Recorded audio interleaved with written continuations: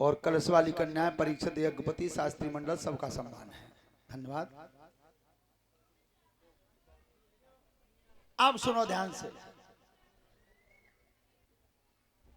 तुमने देखी कि प्रभु जन्माष्टमी में सलाह होते नेताजी के चौधरी साहब तुम पे तो एक लड़का मौजूद है और जाऊ लंगे एक लड़की हते भामरे भाई डाल लो सामान सब विदा में दे देंगे।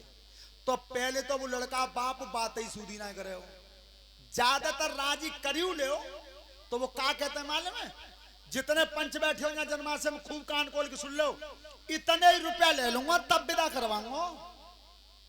कही जाते हैं ये परंपरा सबसे पहले कहां से चली? सबसे पहले चली जनकपुर से। स्वयंवर हुआ सीता का, धनुष तोड़ा राम ने और ब्याह भय चारों। पर एक बात वो काऊ रामायण में नहीं मिली, अगर काऊ भैया मिल गई और पीछे लिखी हुई तो बता दियो। काऊ जगह दशरथ जी ने जेऊ कही कि ब्याह इन तीनों बालकनों के संग कर रहे हो तो फिर 3 ठेला सामान फिर पहुंचा दियो बाद में। काऊ जगह कही जब समाज में सबसे ज्यादा कोई बुरा पैदा हुआ तो वो राक्षस है दहेज। दहेज से बुरा कोई राक्षस नहीं है। अच्छी पढ़ी लिखी बिटियां अच्छे घरों में नहीं पहुंच पा रही हैं जब दहेज की खातिर।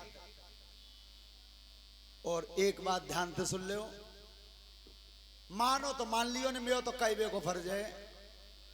आंधी में हल्ला में आम और शादी में जो पलने बच जाए गिनी भाई कोशिश मत करियो कि जब इतने और रह गए।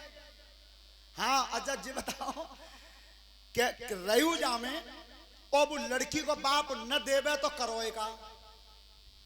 लेकिन एक बात हाथ जोड़ के कह रहा हूं, कभी किसी बिटिया से ये मत कह देना कि तेरे बाप पे वहीं जी रहेगा।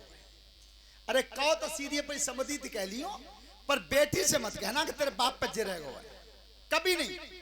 आज महाराज दशरथ जी के 4 पुत्रों का विवाह हुआ।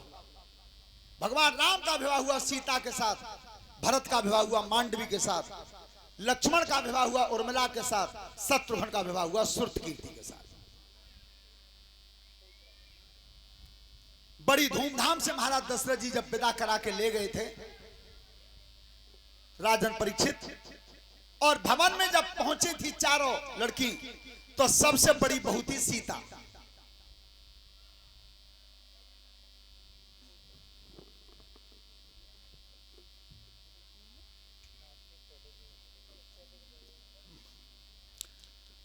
चलो सभी प्रेम से ताली बजाते हुए भगवान के नाम का भजन बोलें।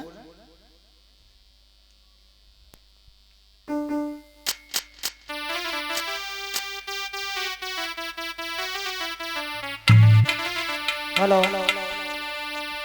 ताली बजा करके बोलिए किसी भक्त